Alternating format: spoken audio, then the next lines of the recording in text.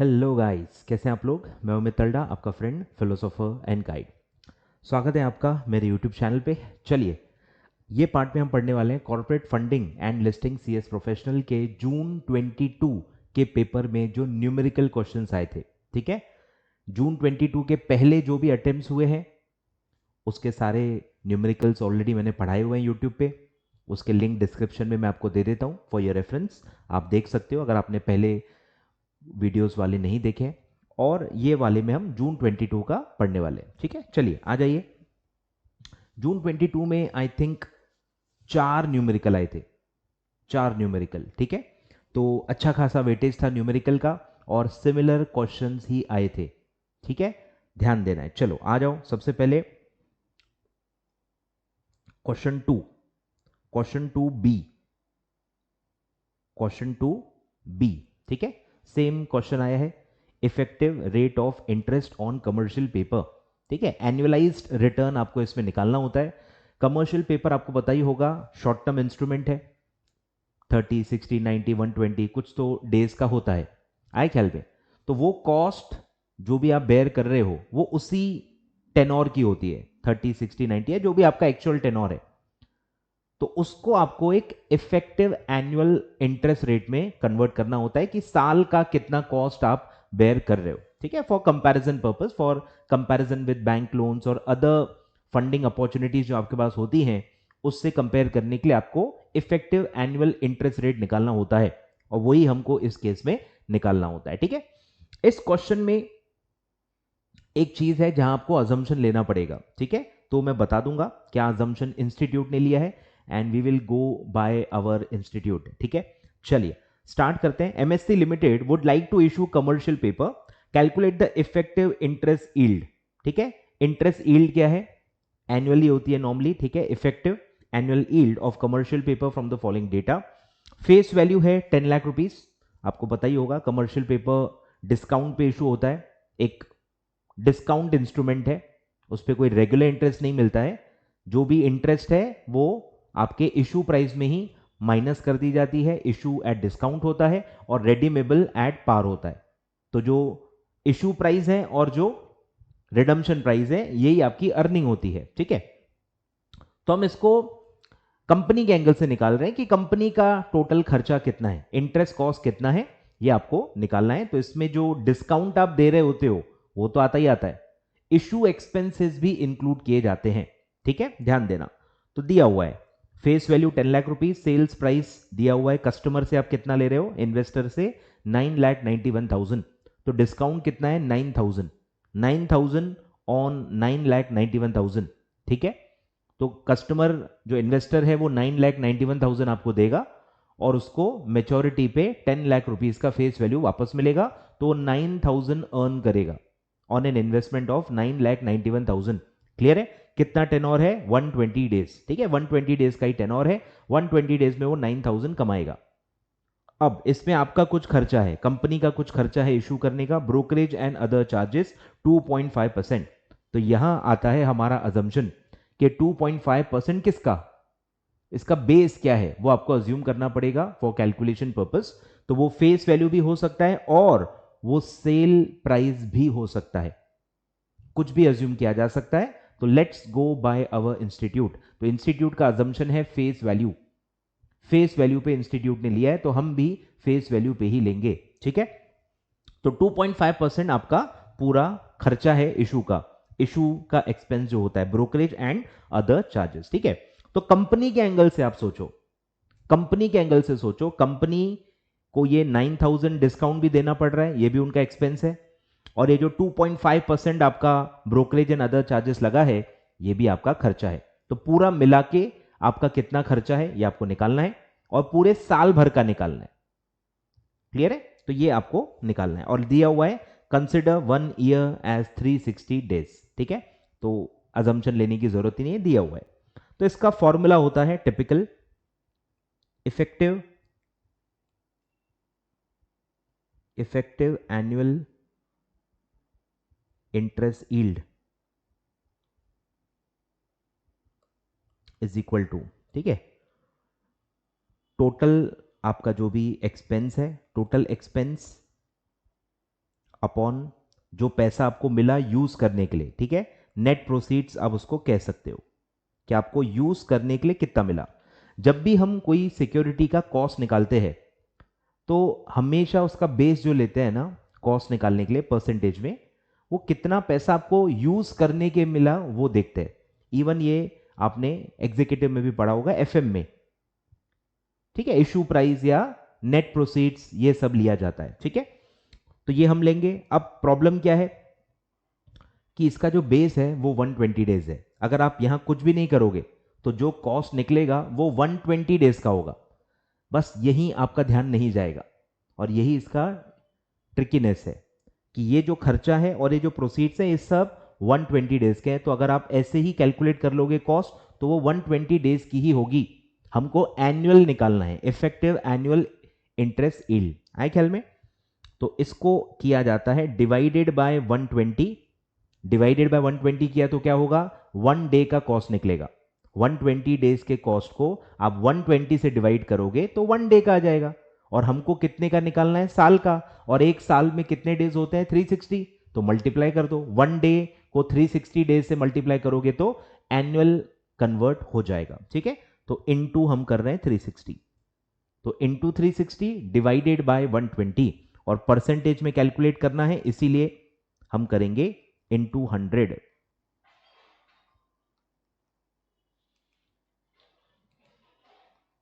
Clear है।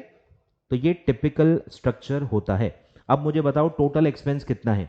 Total expense में दोनों आपको ऐड करने होंगे। बोलो। पहला है डिस्काउंट, अभी आप अलग से भी निकाल सकते हो या फॉर्मूले के अंदर भी निकाल सकते हो, कोई भी दिक्कत नहीं है, ठीक है। बोलो, पहला है डिस्काउंट। डिस्काउंट कैसे निकालते हैं, face value minus selling price. तो 10 लाख माइनस इशू प्राइस, तो ये आपका डिस्काउंट आ जाएगा 9000। और अब आपको ब्रोकरेज एंड अदर चार्जेस लेने हैं, तो उसके लिए बेस हमने लिया है फेस वैल्यू। फेस वैल्यू पे 2.5%। क्लियर है। तो ये आपका आ गया टोटल चार्जेस और डिवाइडेड बाय आपको निकालना है नेट प्रोसीड्स। तो नेट प्रोसीड्स कैसे निकलेगा, 991 तो आपको इन्वेस्टर से मिल जाएगा, पर क्या आपको पूरा यूज करने के लिए मिला, नहीं मिला।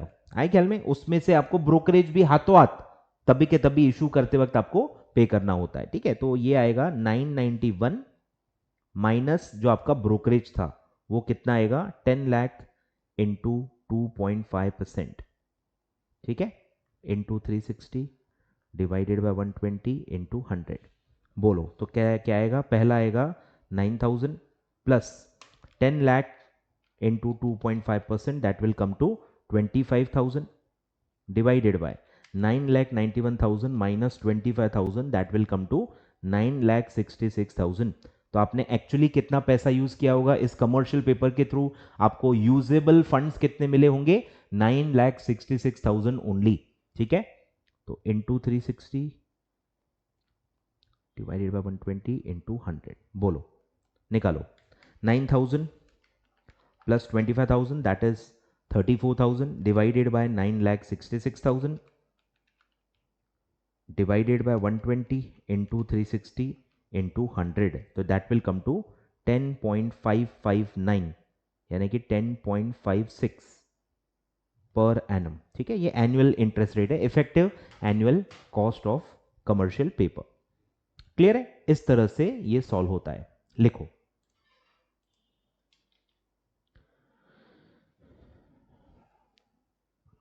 अब यहां 360 डेज अ ईयर तो लिखा हुआ था, नहीं लिखा हो तो आपको अज्यूम करना पड़ेगा और इसमें कुछ सही गलत नहीं होता। 365 लोगे तो भी सही माना जाएगा, 360 लोगे तो भी सही माना जाएगा, ठीक है। क्वेश्चन साइलेंट है तो सब्जेक्ट टू योर अजम्पशन आपका आंसर हमेशा सही माना जाएगा, ठीक है।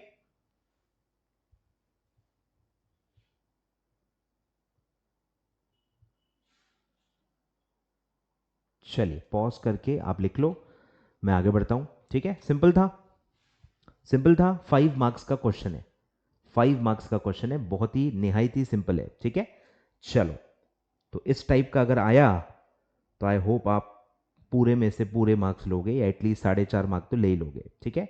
देखो टैबुलर फॉर्मेट में भी प्रेजेंट कर सकते हैं, कोई भी दिक्कत नहीं, कोई भी चीज़ सही गलत नहीं होती है।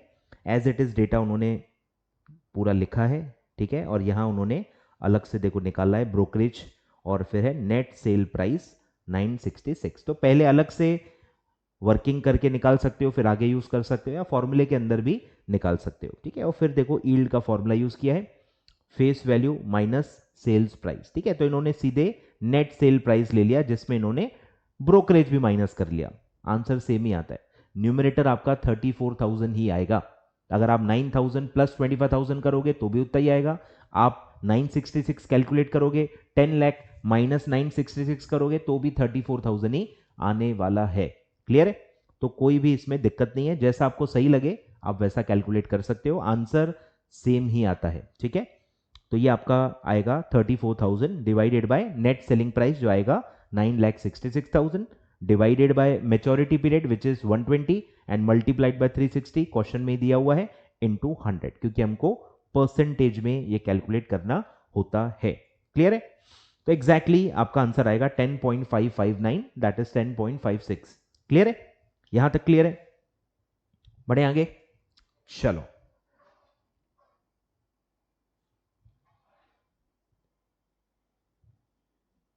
आ जाओ।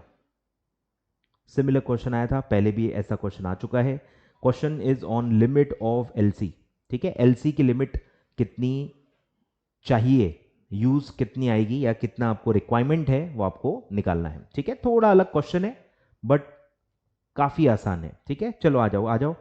Gulab limited is newly incorporated company and it would like to purchase raw materials from domestic as well as other countries, यानी वो डोमेस्टिक भी परचेसेस करते हैं और वो इंपोर्ट भी करते हैं, ठीक है। दोनों इन्वॉल्व है अंडर लेटर ऑफ क्रेडिट, ठीक है। तो एलसी का जो यूज है वो डोमेस्टिक के लिए भी है, डोमेस्टिक परचेसेस के लिए भी एलसी यूज होता है और इंपोर्ट के लिए तो होता ही है, ठीक है। दोनों के लिए ये लोग यूज करते हैं। On the basis of the following information calculate the limit of LC for the financial year 21-22। पूरा डेटा दिया है, साल भर का फाइनेंशियल ईयर का 21-22 का एस्टिमेटेड रॉ मटेरियल परचेज दिया है 240 करोड़, ये टोटल है सब मिला के, with LC without LC domestic foreign सब मिला के टोटल रॉ मटेरियल जो आपने खरीदा है दैट इज 240 करोड़। अब इसका एक एक करके ब्रेकअप दिया हुआ है, ध्यान दो। एस्टिमेटेड परचेज अंडर एलसी जो हमारे काम का है, हमको क्या चाहिए होता है एलसी का परचेज। एलसी का परचेज है 90%, यानी कि 90% of 240 which comes to 216 crore, ठीक है। तो एलसी का परचेज है साल भर का 216, इसमें डोमेस्टिक एंड फॉरेन दोनों कवर्ड है। इसका भी ब्रेकअप नीचे दिया हुआ है, of which import of raw material under LC is 30%, यानी 216 का 30%, ठीक है 64.8। तो बचा हुआ 70% क्या होगा, डोमेस्टिक। ये आपको समझना है कि टोटल एलसी में अगर इंपोर्ट एलसी है 30%, तो बचा हुआ 70% इज डोमेस्टिक एलसी। क्लियर है? तो आपको ब्रेकअप मिल गया, 216 को 30-70 के रेशो में बांट देना है, तो आपको डोमेस्टिक रॉ मटेरियल का परचेज अंडर एलसी मिल जाएगा, आपको import under LC of raw material मिल जाएगा। क्लियर है? अब दिया हुआ है हमारा रिक्वायरमेंट कि लीड टाइम की रिक्वायरमेंट है 1 मंथ और 2 month in domestic and import, transit time है domestic import 1 month 2 month, and credit या यूजेंस पीरियड भी दिया हुआ है। टिपिकली इसमें से दो ही दिए जाते हैं, अभी तक के जो क्वेश्चंस आए हैं इसमें नॉर्मली दो ही पीरियड होते हैं, पर इन टोटलिटी 3 होते हैं। पहला है लीड टाइम। लीड टाइम क्या होता है, ऑर्डर प्लेस करने के बाद गुड्स को डिस्पैच करने में जो टाइम लगता है that is called as lead time, और डिस्पैच होने के बाद हमको मिलने में जो टाइम लगता है that is called as transit time, और गुड्स मिलने के बाद पेमेंट करने में जितना टाइम मिलता है that is called as usance time, यानी क्रेडिट पीरियड। तो ये तीनों टेनोर को ऐड किया जाता है, ठीक है। ऑर्डर प्लेस करने से लेके पेमेंट करने तक पूरा जो टेनोर होता है वो हमारा एलसी का रिक्वायरमेंट है जो बैंक से हम लेंगे। क्लियर है? तो तीनों को आपको एडअप करना है, तो डोमेस्टिक डोमेस्टिक डोमेस्टिक तीनों में एडअप कर लेंगे, टोटल टेनोर का रिक्वायरमेंट आ जाएगा, और इंपोर्ट इंपोर्ट इंपोर्ट तीनों ऐड कर लेंगे तो हमारा ड्यूरेशन हमको पता चलेगा कि कितने ड्यूरेशन का हमको रिक्वायरमेंट है। क्लियर है? तो ड्यूरेशन आ गया ख्याल में, तीनों एडअप करना है, और साल का पूरा जो रॉ मटेरियल है जो एलसी में इंपोर्ट होता है वो भी आपको पता है।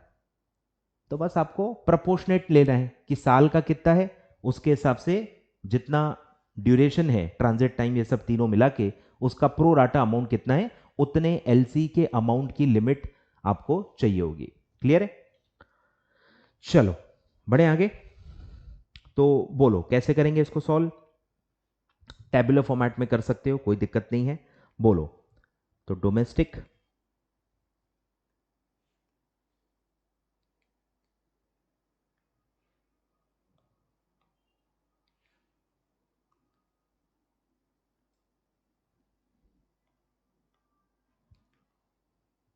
डोमेस्टिक और इंपोर्ट। ठीक है, मैं 2 कॉलम बना रहा हूं।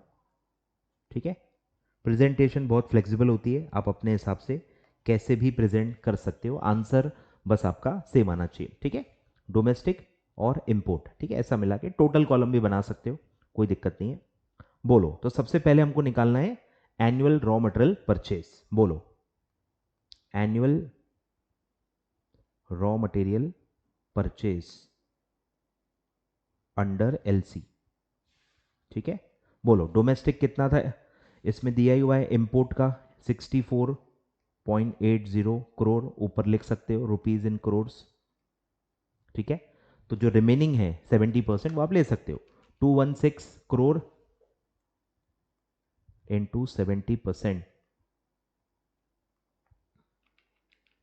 तो आएगा 151.2। ठीक है, तो ये दोनों मिला के आपका 216 का एलसी का टोटल परचेस है। ठीक है, ये तो हो गया परचेस। फिर है, अब आप निकालो रिक्वायरमेंट, ड्यूरेशन का रिक्वायरमेंट। ठीक है, रिक्वायर्ड टाइम, तो वो आपको एडअप करना पड़ेगा। ठीक है, lead time plus transit time plus usance time. ठीक है, तीनों ऐड करने हैं। बोलो। डोमेस्टिक में कितना है, डोमेस्टिक है 111, तीनों में 111 है, तो ये आएगा 3 मंथ्स, मंथ्स में है। और फिर इंपोर्ट में है 224, तो ये आएगा 8 मंथ्स। ठीक है, तो बस आपको प्रो डाटा इसको मल्टीप्लाई करना है कि 151 साल का है और हमारा जो एलसी का टाइम है वो 3 मंथ्स ही होता है, तो प्रपोर्शनेट 3 मंथ की कितनी परचेस होगी उतने एलसी का लिमिट हमको रिक्वायर्ड है। ठीक है, मतलब साल भर की लिमिट चाहिए ना, तो ये क्या होता है, रोलिंग होता है। एक बार आपने परचेस किया 3 महीने के अंदर, फिर आप उसका पेमेंट कर देते हो तो आपका एलसी 0 हो जाता है, फिर उसको आप अगले 3 महीने फिर यूज कर सकते हो, फिर अगले 3 महीने, फिर अगले 3 महीने, समझ रहे हो, तो ये रोलिंग लिमिट होती है। तो 151 जो आपकी परचेस है ये तो साल भर की है ना, समझ रहे हो क्या, तो इसमें 3 मंथ्स का ही हमारा रिक्वायरमेंट है, तो हम प्रपोर्शनेटली जितना 3 मंथ्स का हमारा परचेस है उतने की ही लिमिट लेंगे और उसको 4 बार रोल करेंगे। आ रहा है को समझ में, तो इसलिए इस तरह से कैलकुलेशन होता है। बोलो। तो LC required, LC limit required is equal to, बोलो, प्रपोर्शनेट लेना है 151.2। ठीक है, ये साल का है तो आएगा डिवाइडेड बाय 12 इंटू 3। ठीक है, 3 मंथ्स का हमको चाहिए। बोलो कितना आएगा, 151.2 डिवाइडेड बाय 12 इंटू 3, तो ये आएगा 37.8 करोड़। ठीक है, और इसमें आएगा 64.80 डिवाइडेड बाय 12 इंटू 8 मंथ्स। ठीक है, तो 43.2, तो टोटल रिक्वायरमेंट आप जोड़ सकते हो, टोटल है 81 करोड़। ठीक है, 81 करोड़ का टोटल लिमिट आप लोगे। क्लियर है, तो इसमें आपको रोलिंग का ये कंसेप्ट समझ में आना चाहिए। ठीक है, मैं 37.8 का लिमिट लूंगा। ठीक है, 3 महीने का मेरा परचेज भी जो एलसी का है ना, डोमेस्टिक का, वो 37.8 ही है, तो 37.8 का मैं लिमिट लूंगा, 3 महीने का पूरा परचेज में कवर हो जाएगा, फिर 3 महीने के बाद तो पेमेंट हो जाएगा, तो जो एलसी का मेरा अमाउंट है वो 0 हो जाएगा, फिर अगले 3 महीने की परचेस मेरी 37.8 ही होगी। तो इसमें आप अज्यूम करते हो कि आपका जो परचेस है वो इवन है, हर महीने हर दिन इवन है, तो 3 महीने का जो इवन परचेस होगा ऐसा नॉर्मली अजम्पशन होता है। क्लियर है, तो लिखो, लिखो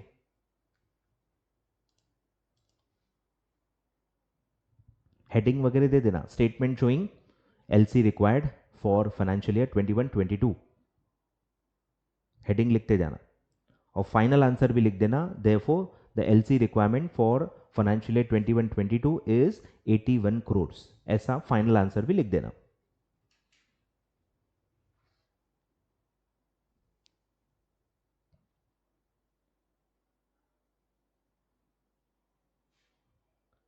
चलिए पॉज करके आप लिख लो, मैं आगे बढ़ता हूं। तो काफी इजी है कंसेप्ट वाइज, ठीक है। प्रेजेंटेशन फ्लेक्सिबल है, ठीक है। Calculation of inland foreign LC of this for this, ऐसा एक स्ट्रक्चर होता है, ठीक है। या statement showing LC requirement of company का नाम फॉर फाइनेंशियल ईयर का नाम, ऐसा एक टिपिकल बनता है। फिर ये तो कोई काम का था नहीं, 240 देखो कहीं भी काम आया नहीं, अननेसेसरीली वो यहाँ पे लिखा हुआ है, उसका कोई काम है नहीं, ठीक है। सीधे सीधे आपका पहला स्टेप आएगा ये, ठीक है। इसका ये जो वर्किंग था वो मैंने ब्रैकेट में इसलिए दे दिया था। फिर ये भी जो है ये हमने वर्किंग नीचे ब्रैकेट में दे दी थी, ठीक है। तो एक आपको ये चाहिए, एक आपको ये चाहिए, बस। और ये इसका फॉर्मूला है, ठीक है, D इंटू एच। तो इन्होंने यहाँ पे मंथली रिक्वायरमेंट ले लिया है। हमने मंथली रिक्वायरमेंट निकालने के लिए क्या किया था फॉर्मूले में, डिवाइडेड बाय 12। तो जब मैं डिवाइड बाय 12 कर रहा हूँ मतलब वो मंथली आ जा रहा है, और फिर इंटू 3 कर रहे हैं तो 3 मंथ्स का आ जाएगा। तो ऐसा भी कर सकते हैं, वैसा भी कर सकते हैं, आंसर एग्जैक्टली सेम ही आएगा, ठीक है। चलो बढ़े आगे। तो ये क्वेश्चन था 5 मार्क्स का, ठीक है। 5 5 10 मार्क्स का आ चुका है टोटल। अभी आगे बढ़ते हैं। फिर एक नॉर्मल बीजी का क्वेश्चन है, 3 मार्क का है, लेकिन ये सिर्फ, ठीक है, 3 मार्क का है। बहुत ही निहायत ही सिंपल है, आपको आपने पहले भी पढ़ा होगा, ठीक है। आ जाओ question 4A। Moon Limited makes an application for bank guarantee limit for financial year 21-22 for with the following data to PQR Bank Limited. Outstanding bank guarantee as per the last audited balance sheet, यानी क्या है, opening. Current year के लिए क्या है, opening. Opening आपका balance है 95 लैक्स, ठीक है। 95 लैक्स का आउटस्टैंडिंग बीजी आपका ऑलरेडी है। फिर है आपका इस साल का एस्टिमेटेड रिक्वायरमेंट है, bank guarantee required for financial year 21-22, estimated requirement है 115 लैक्स, ठीक है। और नए 115 लाख का बीजी आपको अलग अलग ट्रांजैक्शन के तहत देना है। फिर एग्जिस्टिंग जो 95 है इसमें से कुछ मैच्योर हो जाएंगी, ठीक है। तो वो है 65 लैक्स, 95 में से 65 मैच्योर या कैंसिल होने वाली है, तो वो माइनस हो जाएगा, बस। तो आपका क्लोजिंग लिमिट निकल जाएगा कि फाइनेंशियल ईयर एंड में आपका कितना बीजी का लिमिट का रिक्वायरमेंट है। बहुत ही सिंपल होता है, मैं इसमें आंसर देख के आपको बता देता हूं, ठीक है। टिपिकल जो फॉर्मूला होता है, opening BG limit plus new requirement minus matured और कैंसिल्ड ड्यूरिंग द ईयर, और ओपनिंग और न्यू को ऐड करो और जो मैच्योर हो रही है वो माइनस कर लो, आपको क्लोजिंग रिक्वायरमेंट पता चल जाएगी, ठीक है। एक स्टेटमेंट फॉर्म में नॉर्मली ये प्रेजेंट होता है, तो बहुत ही सिंपल होता है, बता देता हूं, ठीक है। इस तरह से पहले हेडिंग देना है, कंप्यूटेशन ऑफ बीजी फॉर 21-22, ठीक है। Opening plus new required minus matured और कैंसिल्ड, और सीधे आएगा A plus B minus C, A plus B minus C, तो आपका रिक्वायरमेंट आ जाएगा, ठीक है। करके देख लो। 95 आपका ओपनिंग था, 95 ऑलरेडी आप लिमिट यूज कर रहे हो, प्लस 115 आपका और नया रिक्वायरमेंट है, नए बीजी आपको इशू करने हैं, तो टोटल ग्रॉस रिक्वायरमेंट हो जाएगा 210। लेकिन 95 जो आपने ऑलरेडी ली हुई है उसमें से 65 ड्यूरिंग द ईयर मैच्योर हो रही है, तो माइनस कर लो, -65। तो ईयर एंड में, फाइनेंशियल ईयर 21-22 के एंड में आपका बीजी यूटिलाइजेशन होगा 145 लैक्स। तो आप 145 लैक्स का लिमिट बैंक से ले सकते हो, ठीक है। 145 लैक्स, ठीक है। बहुत ही सिंपल है, और ऑलरेडी पास्ट में भी, पास्ट वीडियोस में मैं बता चुका हूं। क्लियर है? तो बहुत ही सिंपल है, रिपीट है, सिमिलर क्वेश्चंस आ चुके हैं पहले भी और रिपीट हुए हैं, ठीक है। आगे बढ़ते हैं। तो 13 मार्क का टोटल वेटेज हो गया, 5 5 3, 13 मार्क्स के न्यूमेरिकल अभी तक हो गए हैं। और एक क्वेश्चन आया है, टोटल 4 क्वेश्चंस थे, 18 मार्क्स का टोटल वेटेज रहा था जून 22 में ऑफ न्यूमेरिकल क्वेश्चंस, ठीक है। तो एक पार्ट बी में भी आया है, पार्ट बी में भी एक न्यूमेरिकल आया है, वैल्यू ऑफ राइट। ये पहले भी एक बार आ चुका है और पहले भी मैं पढ़ा चुका हूं, ठीक है। Fair value of right, right issue का फेयर वैल्यू आपको निकालना है, ठीक है। 5 मार्क का क्वेश्चन है, तो 5 5 3 5, टोटल 18 मार्क्स का वेटेज है। चलिए स्टार्ट करते हैं। Sunlight solar limited decides to issue 6 right shares, ठीक है। कितने राइट शेयर्स दे रहे हैं? 6 न्यू 6 राइट शेयर्स दे रहे हैं for every 11 shares held. Existing 11 के लिए न्यू 6 राइट शेयर्स आपको ऑफर हो रहे हैं।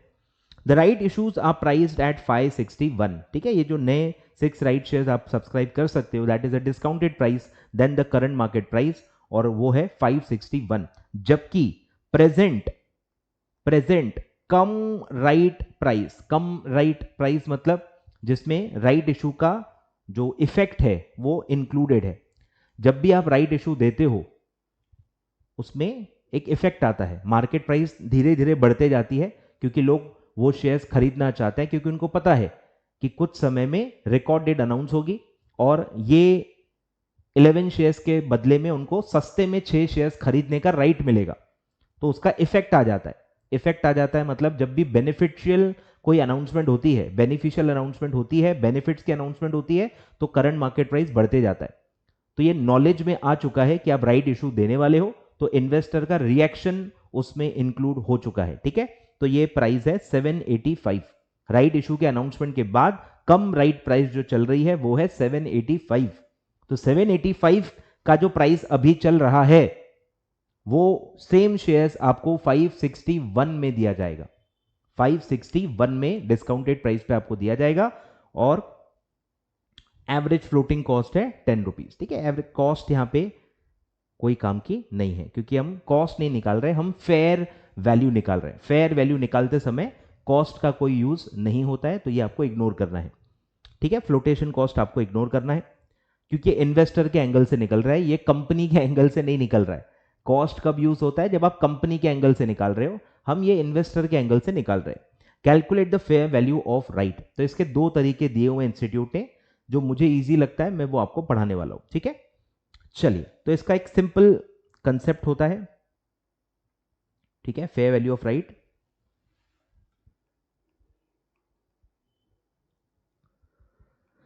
कि राइट का वैल्यू कितना है, राइट का वैल्यू कितना है। अब आप समझो बात को, अगर आप एक नॉर्मल दिमाग लगाओ कि 780 कितना था, 785 का शेयर आपको 561 में मिल रहा है, तो आप एक बेनिफिट पहले निकाल सकते हो, ठीक है। ग्रॉस बेनिफिट क्या है वो निकाल लो, 785 माइनस 561, तो ग्रॉस बेनिफिट है 224। अब ये 224 ही वैल्यू ऑफ राइट हो सकता है, लेकिन रेशो ऐसा नहीं है। रेशो कोई 1:1 है क्या? एक के बदले एक मिलेगा, ऐसा है क्या? नहीं है। समझ रहे हो? ये ग्रॉस बेनिफिट है, 224 पर शेयर का बेनिफिट है, लेकिन आपको 1:1 नहीं मिल रहा है, आपको एक पर्टिकुलर रेशो में मिल रहा है। 11 के बदले में 6 मिल रहा है, मतलब ratio is 6 for 11, new 6 right shares for existing 11 held. तो 6:11 का आपका रेशो है, उसको सिर्फ आपको प्रपोर्शन में निकालना है। रेशो को प्रपोर्शन में कन्वर्ट करते आपको आना चाहिए बस, ठीक है। तो रेशो क्या है? 6:11। 6 क्या है? राइट शेयर्स, और 11 क्या है? एग्जिस्टिंग जो आप हेल्ड कर रहे हो, एग्जिस्टिंग शेयर्स। राइट शेयर्स आपको पता ही है, एग्जिस्टिंग शेयर होल्डर्स को मिलते हैं इन अ प्रपोर्शन, ठीक है। तो यही वो प्रपोर्शन है, 6:11। 6 new right shares at 561 for existing 11 shares held, ये आपका रेशो है।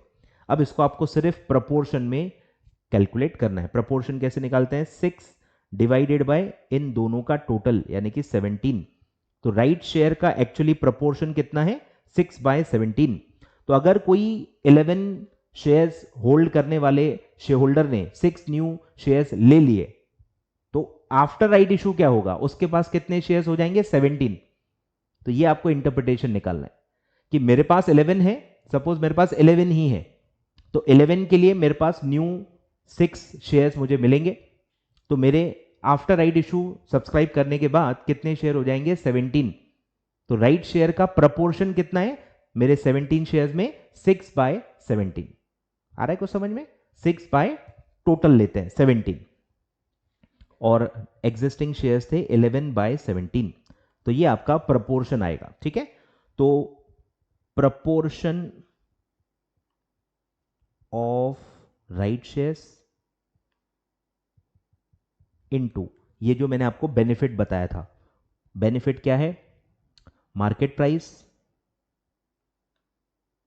माइनस राइट इशू प्राइस, ठीक है। तो ये ऐसा प्रोपोर्शनेटली वो रिड्यूस हो जाएगा कि ये जो ब्रैकेट है, market price minus right issue price, ये ग्रॉस बेनिफिट है, और ये प्रोपोर्शनेटली क्या रेशो में आपको राइट शेयर मिल रहे हैं, उस रेशो के हिसाब से आपको मल्टीप्लाई करना है, प्रोपोर्शनेटली वो राइट रिड्यूस हो जाता है। ठीक है, तो बोलो आपका प्रोपोर्शन क्या है, 6/17 इंटू ग्रॉस बेनिफिट कितना था, मार्केट प्राइस है 785 माइनस 561।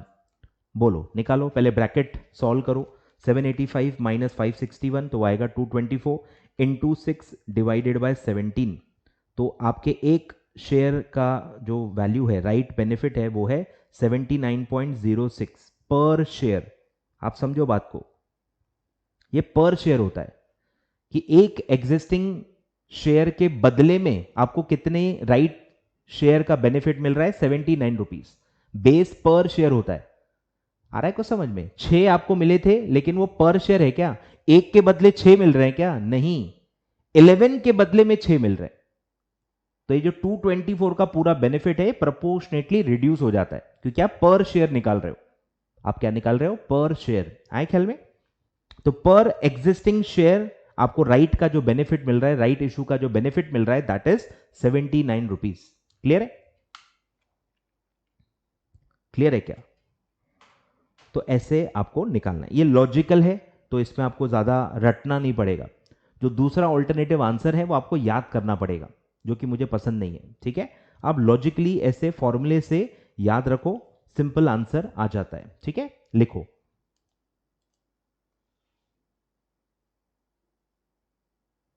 ठीक है, प्रोपोर्शन कैसे निकाला वो भी ऊपर दिया हुआ है, बहुत ही इजी है, इसमें मुझे नहीं लगता आप गलती करोगे। ठीक है, बस रेशो को प्रोपोर्शन में कन्वर्ट करते आपको आना चाहिए।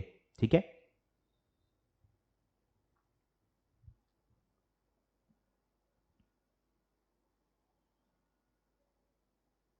चलो, तो ये था value of right, value of right.